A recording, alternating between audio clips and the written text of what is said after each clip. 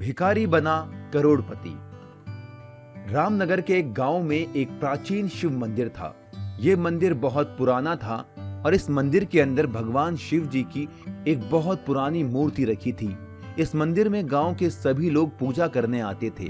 इस मंदिर में एक पुजारी भी था। पुजारी रोज मंदिर में पूजा अर्चना और भजन कीर्तन करता था।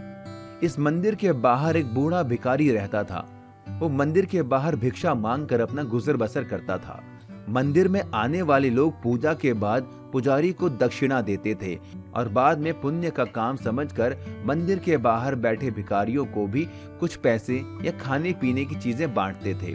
बूढ़ा भिखारी: भगवान, इस बुढ़ापे में मुझसे मांगा नहीं जाता, तुम मेरी कोई मदद करो भगवान।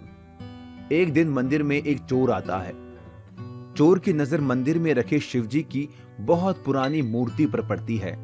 चोर वहां बैठे पुजारी से पूछता है: पुजारी जी, ये शिवजी की मूर्ति तो बहुत अच्छी है, कहाँ से खरीद के लाए थे? हे जजमान, ये शिव जी की मूर्ति हम नहीं लाए हैं।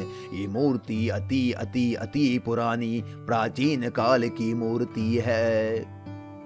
अच्छा जी। पुजारी चोर को प्रसाद देते हुए: ये लो जजमान, प्रसाद खाओ। चोर प्रसाद लेता है और खा लेता है। अब चोर की नजर में वो मूर्ति चमकने लगी थी।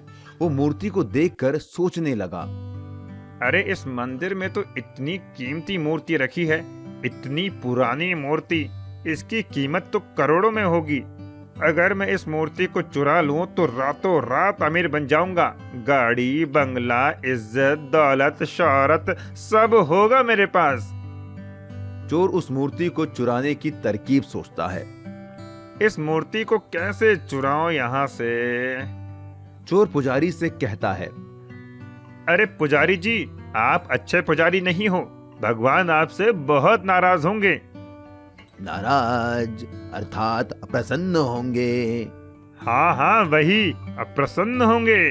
किंतु वो क्यों जजमान?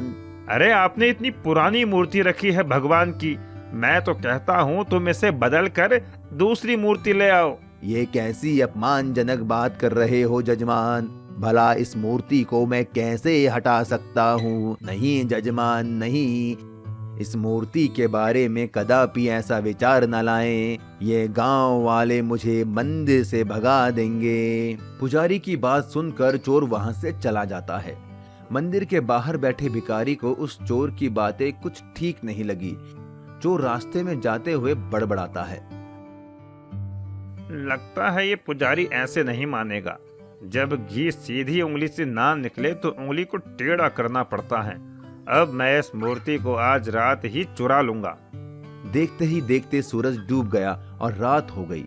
मंदिर में भी पुजारी अकेला था और मंदिर के बाहर वो बूढ़ा भिखारी सो रहा था। रास्ते भी एकदम सुनसान थे। चोर झाड़ियों के पीछे छुपकर देख रहा था। रास्ता तो एकदम साफ है और मंदिर में भी कोई नहीं है। बाहर बस ये बूढ़ा भिखारी है, ये मेरा क्या कर लेगा। यही सही मौका है इस मूर्ति को यहाँ से चुरा ले जाने का। चोर दबे पांव चलकर आता है और मंदिर में घुस जाता है। चोर भगवान शिव की मूर्ति को उठा ही रहा होता है कि वहां पुजारी आ जाता है। पुजारी चोर को पहचान जाता है। अरे जजमान, तुम तो वही आदमी हो जो सुबह मंदिर में आए थे। राम राम राम। ये तुम क्या कर रहे हो जजमान? ये तो पाप है। अरे चुप शैतान के मामा, साले टकले खबीज की औलाद। जजमान जजमान बोल के कान पका दिए। एक और बार जजमान बोला तो तू अभी रुक।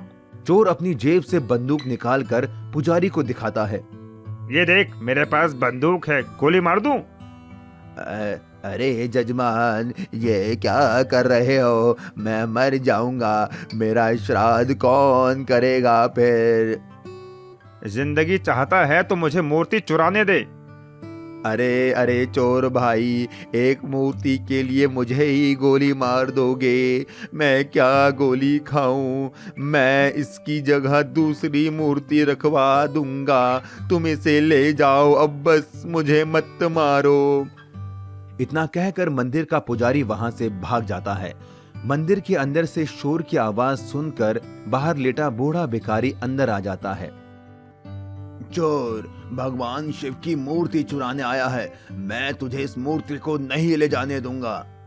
अरे भिखारी, क्यों बुढ़ापे में मरना चाहता है? चोर उसे 100 रुपए फेंक के देता है। ये ले पैसे और चला जा यहाँ से। मैं तुम्हारी तरह बेईमान नहीं जो पैसे लेके ईमान बेच दूं। तो फिर अब तू गोली खा के मानेगा। चोर बंदूक निकाल कर बूढ़े भिखारी की तरफ दिखाता है। एक आखिरी मौका देता हूँ, चला जा। भगवान शिव के लिए मैं मर भी जाऊंगा तो कोई गम नहीं। बूढ़े भिखारी की बात सुनकर चोर अपना रूप बदल लेता है और शिव जी का अवतार ले लेता है। ये देखकर बूढ़ा भिखारी दंग रह जाता है। ये सब क्या है? मैं कुछ समझा नहीं। मैं तुम्हारी परीक्षा ले रहा था बालक। तुमने अपने प्राणों से भी बढ़कर मुझे माना है। मेरी मूर्ति के लिए तुम अपनी जान भी देने को तैयार थे। तुम इस परीक्षा में सफल हुए। मैं तुमसे बहुत प्रसन्न हूँ। भगवान शिव बूढ़े भिखारी से खुश होकर उसे बहुत सारा सोना और पैसा देते हैं। ये सब तुम्हारे लिए है। अब तुम भिखारी नहीं बल्कि अमीर बनकर जियोगे। बूढ़ा भिखारी वो सारा सोना और धन लेता है और चला जाता है। सच्चा भक्त वो नहीं जो सिर्फ मंदिर में पूजा करे। सच्चा भक्त तो वो है जो दिल से ईश्वर को माने।